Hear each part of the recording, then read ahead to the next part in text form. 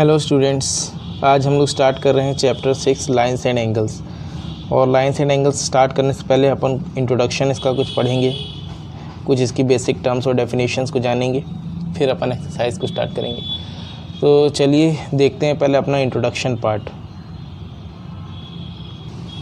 Chapter 6 lines and angles में कुछ terms और डेफिनेशन जो हम डिस्कस करेंगे, इसमें पहला है आपका लाइन। लाइन क्या होती है? लाइन आपकी होती है जिसे हम बोथ साइड एक्सटेंड कर सकते हैं। मतलब ये एरो और ये एरो, ये बोथ साइड एरो का मतलब यही होता है कि यहाँ पर अभी कोई एंड नहीं हुई है। चाहे तो हम इसको लेफ़्ट में भी बढ़ा सकते हैं, प्रोड्यूस हो सकती है यहाँ तक, कितना भी राइट में भी प्रोड्यूस हो सकती है। ये एरो वही आप कह सकते हैं रिप्रेजेंट करता है कि ये एक लाइन है। लाइन में हमेशा दोनों साइड एरो होती हैं, जिसका मतलब ये लेफ़्ट में भी एक्सटेंड हो रहा है और राइट में भी एक्सटेंड हो रहा है। सेकंड होता है इसमें लाइन सेगमेंट। तो देखिए लाइन सेगमेंट में क्या होता है कि दो पॉइंट इसके एंड पॉइंट्स फिक्स होते हैं। मतलब इस पॉइंट को नाम दे दिया ए, इस पॉइंट को नाम दे दिया अगर बी, तो ये दो पॉइंट से एक लाइन अपन की बन गई। अब ना तो ये लेफ़्ट में प्रोड्यूस होगी ना ये राइट में प्रोड्यूस होगी। लाइन और लाइन सेगमेंट का डिफरेंस यही है कि लाइन सेगमेंट के दो एंड पॉइंट्स होते हैं और लाइन के कोई एंड पॉइंट नहीं है। यहाँ लेफ़्ट भी बढ़ सकता है, राइट भी बढ़ सकता है। थर्ड इसमें है रे। रे क्या होती है? रे में एक पॉइंट फिक्स होता है, मतलब इसका एक ही एंड पॉइंट होता है, लेकिन एक साइड में ये बढ़ सकती है, ये कहलाती है रे। मतलब ये जैसे मैंने बनाया कि इधर लेफ़्ट में मैंने पॉइंट दे दिया एक फ़िक्स पॉइंट, राइट में कोई पॉइंट फिक्स नहीं, तो ये राइट में इधर कितनी भी बढ़ सकती है। मैं इस रे को ऐसे भी बना सकता हूँ कि यहाँ पर मैं लेफ़्ट में एंड पॉइंट दे दूँ और राइट में एंड पॉइंट है और लेफ़्ट में ये रे बढ़ा सकता हूँ। मतलब एक पॉइंट फिक्स होता है और एक साइड ये बढ़ सकती है, इसे रे कहते हैं। नेक्स्ट बात करते हैं पैरेलल लाइंस की। पैरेलल लाइंस जो होती हैं ये इस तरह से, बिल्कुल आप रेलवे ट्रैक का एग्जांपल समझ लीजिए, बिल्कुल आपस में पैरेलल होती हैं और इनके बीच का ये जो परपेंडिकुलर डिस्टेंस है ये सेम होता है और आपस में कभी ये इंटरसेक्ट नहीं होती हैं। इन्हें हम पैरेलल लाइंस कहते हैं। फिर एक और होता है इंटरसेक्टिंग लाइंस।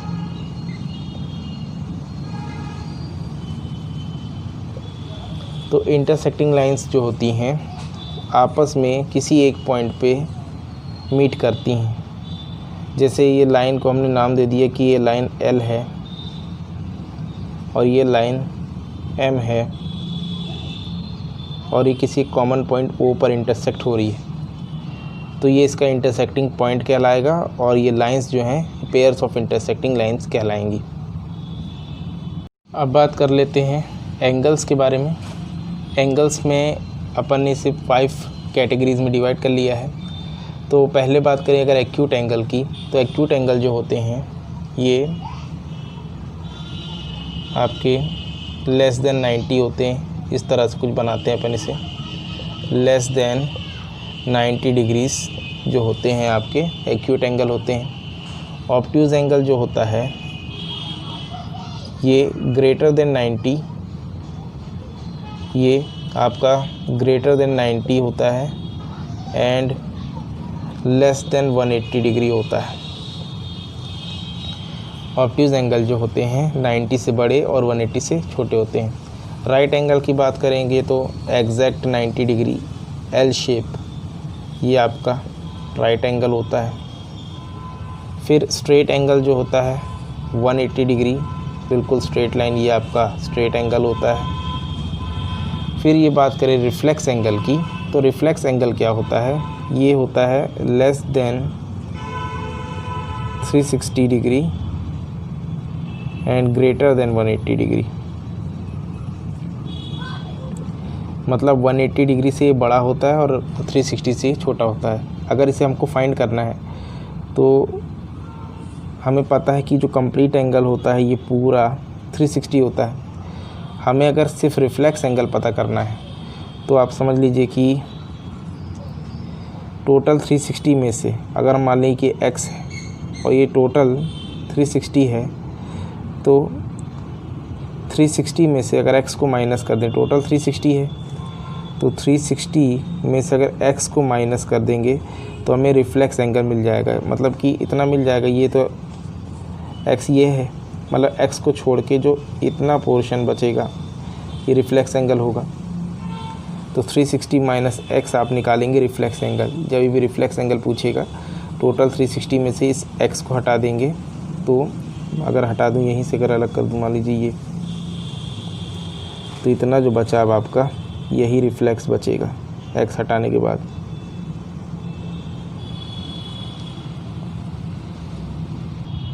अब बात करेंगे पेयर्स ऑफ एंगल्स की। पेयर्स ऑफ एंगल्स में हमने इसको 3 पार्ट्स में कैटेगराइज करा है। तो कॉम्प्लीमेंट्री एंगल्स क्या होते हैं? कॉम्प्लीमेंट्री एंगल्स मतलब कोई दो एंगल्स का सम 90 डिग्री के इक्वल हो तो वो कॉम्प्लीमेंट्री एंगल्स कहलाते हैं। आपने क्लास 7th में भी पढ़ा होगा इसे। सप्लीमेंट्री एंगल्स क्या होते हैं? अगर कोई दो एंगल्स हैं, एक एंगल x एक एंगल y, इनका सम 180 डिग्री के इक्वल हो तो ये आपके सप्लीमेंट्री एंगल्स कहलाते हैं। एडजेसेंट एंगल्स क्या होते हैं? किसी सेम रे से जो अगल बगल दो एंगल होते हैं। जैसे आप मान लीजिए इस तरह से मैं फिगर बना रहा हूँ और इसमें ये एक कॉमन रे मैंने बना दी। मान लीजिए ये OX रे मैंने नाम दे दिया इसको। OX ये रे है, एंगल का नाम दे दिया मैंने AOB। ये कंप्लीट एंगल AOB में से ये OX रे है। तो इसने, इस रे ने जो है इसे 2 पार्ट्स में डिवाइड किया। मान लेते हैं कि ये x हो गया, ये हो गया y। तो कोई एक कॉमन रे हो जिनके बीच में, दो एंगल्स के बीच में कॉमन रे, एक कॉमन रे दो एंगल्स को डिवाइड कर रहे हैं, तो ये आपस में एडजेसेंट एंगल्स कहलाएंगे। क्या कह सकते हैं? एक तरह से नेबर्स हैं ये। तो सेम रे से जो है, सेम रे से दोनों को डिवाइड किया गया है, तो x और y ये आपस में एडजेसेंट एंगल्स कहलाएंगे। नेक्स्ट हैं इसी में corresponding angles, alternate interior angles and को इंटीरियर एंगल्स। तो इनके बारे में भी आपने लास्ट क्लासेस में पढ़ा है कि सपोज़ ये हमारी एक लाइन हो गई M, एक ये लाइन हो गई हमारी N, ये दो आपस में पैरेलल लाइंस हो गई, और एक कोई ट्रांसवर्सल लाइन है L जो इन्हें इंटरसेक्ट कर रही है। तो इनमें इस तरह से पहले तो हम एंगल्स बना लें। तो इनमें क्या होता है कि ये हो गया एंगल 1 2 3 4 5 6 7 8। करस्पॉन्डिंग एंगल्स की बात करें अगर, तो एंगल 2 और एंगल 6 को हम करस्पॉन्डिंग कह सकते हैं कि angle 2 is equal to angle 6 होते हैं करस्पॉन्डिंग एंगल्स। मतलब ये ऊपर वाला एंगल और ये नीचे वाला एंगल करस्पॉन्डिंग एंगल्स कहलाएगा। ठीक इसी तरह से एंगल 1 और एंगल 5 करस्पॉन्डिंग होंगे।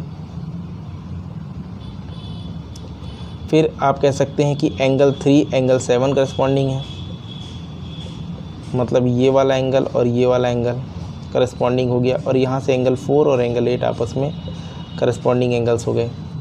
ये भी हमने लास्ट क्लास में पढ़ा था। अल्टरनेट इंटीरियर एंगल्स क्या होते हैं? अल्टरनेट इंटीरियर एंगल्स जिसमें Z बनता है।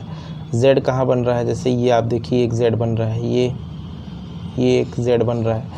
तो Z कहाँ बन रहा है? Z के अंदर वाले एंगल्स को हम बात करें, एंगल 3 एंगल 6, तो हम कह सकते हैं कि एंगल 3 बराबर एंगल 6 होगा अल्टरनेट इंटीरियर एंगल से। और Z हमारा सीधा बने या हम इसको ऐसे उल्टा भी देखें, अगर इस तरह भी अगर Z बना के देखें, इस तरह से भी अगर Z बना के देखते हैं, तब हम कह सकते हैं एंगल 4 और एंगल 5 आपस में इक्वल है अल्टरनेट इंटीरियर एंगल से। तो जिसमें भी Z बन रहा होता है उल्टा या सीधा, तो हम इसे अल्टरनेट इंटीरियर एंगल्स कहते हैं। नेक्स्ट बात करेंगे co-interior angles. Co-interior angles यानी कि sum of angles on the same side of transversal is 180। मतलब ये और ये आपस में को इंटीरियर एंगल्स होंगे। इन्हें हम angle on the same side of transversal भी कहते हैं, जिसमें इन दोनों का सम 180 होता है। मतलब ये आपकी दो पैरेलल लाइन्स हैं, ये ट्रांसवर्सल है और सेम साइड पे ये दोनों एंगल है 3 और 5, तो इनका सम 180 होगा और ये अंदर है इसलिए इन्हें को इंटीरियर कहते हैं। तो को इंटीरियर एंगल्स में आप कह सकते हैं कि एंगल 3 प्लस एंगल 5 क्या होगा? 180 डिग्री हो जाएगा। और इसमें 4 और 6 भी कह सकते हैं, राइट साइड में देखेंगे तो 4 + 6 भी जो है 180 डिग्री बना रहा है। तो को इंटीरियर एंगल्स हमारे कौन कौन से होंगे, 3 और 5, और यहाँ से 4 और 6, ये हो गए को इंटीरियर एंगल्स। अब इसमें वर्टिकली अपोजिट एंगल्स भी होते हैं, ये भी आपने पढ़ा है, वर्टिकली अपोजिट एंगल के बारे में पढ़ा होगा। Vertically opposite angles, vertically opposite angles की बात की जाए तो जैसे ये और ये लाइन इंटरसेक्ट कर रही हैं, तो ये एंगल और ये एंगल वर्टिकली अपोजिट होंगे, ये वाला और ये वाला वर्टिकली अपोजिट होंगे। तो इनमें अगर देखें तो 1 और 4 वर्टिकली हैं, 2 और 3 वर्टिकली अपोजिट एंगल्स हैं। तो इसके भी आप एग्जांपल लिखना चाहें तो 1 = 4, ये वर्टिकली अपोजिट एंगल। 1 और 4 लाइंस को देखिए इस तरह से, आपकी एक लाइन ये है, एक लाइन ये है, आपस में क्रॉस हो रहे हैं। जहाँ क्रॉस होने के बाद ये ऊपर वाला और ये नीचे वाला आपस में वर्टिकली अपोजिट, फिर ये साइड वाला ये और ये आपस में वर्टिकली अपोजिट। 1 4 के हैं और 2 3 के वर्टिकली अपोजिट है। तो ये हो गए हमारे वर्टिकली अपोजिट एंगल्स। नेक्स्ट बात करते हैं लीनियर पेयर्स की। तो लीनियर पेयर्स में आप इस तरह से कि फिगर देखिए, ये फिगर है, आपको एक स्ट्रेट लाइन है जिसमें एंगल्स को डिवाइड किया गया है अलग अलग। ये एंगल x, ये एंगल y और ये एंगल z। तो अब देखेंगे अगर एंगल x, y और z को तीनों को प्लस कर दिया जाए तो ये 180 डिग्री बनाता है। तो ये एक लीनियर पेयर बनाएगा। तो हम इसको लिख सकते हैं कि x + y + z = 180 डिग्री होगा लीनियर पेयर से। इस प्रॉपर्टी का यूज़ हमें कई बार क्वेश्चंस में करने को मिलेगा कि हमें कभी भी इनमें से कोई भी एंगल फाइंड करना है x, y या z, तो हम लीनियर पेयर की हेल्प से फाइंड कर पाएंगे। इसमें से आउट ऑफ 3 2 वैल्यूज़ देंगी, एक पूछ लेगा, तो भी हम लीनियर पेयर से निकाल सकते हैं। तो लीनियर पेयर क्या हो रहा है, ये तीनों एंगल्स का सम जो है 180 बनाता है। 2 एक्यूट एंगल हैं ये आपके, और ये एक 90 डिग्री का एंगल यहाँ पर है। तो टोटल 180 है। अब इसमें से x, y, z कितने कितने भी हो सकते हैं, ये प्रॉपर्टी यूज़ करके हम क्वेश्चंस में फाइंड कर लेंगे। तो ये तो हो गया हमारा इंट्रोडक्शन पार्ट यहाँ पर कंप्लीट। तो ये कुछ बेसिक्स चीज़ें थी, इन्हें आपको जानना ही चाहिए और इनको अच्छे से रिवाइज़ कर लें, क्योंकि अब जब हम चैप्टर्स करेंगे तो ये सारी प्रॉपर्टीज़ का हमें यूज़ भी करना है। तो इन्हें एक बार अच्छे से रिवाइज़ करें और उसके बाद फिर आप एक्सरसाइज के क्वेश्चंस करें, तो आपको ज़्यादा अच्छे से क्वेश्चंस को समझने में आसानी होगी। तो इस वीडियो को हम यहीं एंड कर देते हैं। ये इंट्रोडक्शन पार्ट है हमारा, और अब नेक्स्ट पार्ट में हम एक्सरसाइज स्टार्ट करेंगे। तो स्टूडेंट्स, आप लोगों को ये वीडियो कैसा लगा आप कमेंट बॉक्स में लिख के बताइएगा। साथ ही साथ वीडियो को लाइक कीजिए, दोस्तों को शेयर कीजिए, और आपने चैनल सब्सक्राइब नहीं किया है तो चैनल सब्सक्राइब कर लीजिए, जिससे आपको कंटिन्यूस नोटिफिकेशंस मिलते रहेंगी। और अब हम मिलेंगे अपने नेक्स्ट वीडियो में। तब तक के लिए thank you and have a nice day.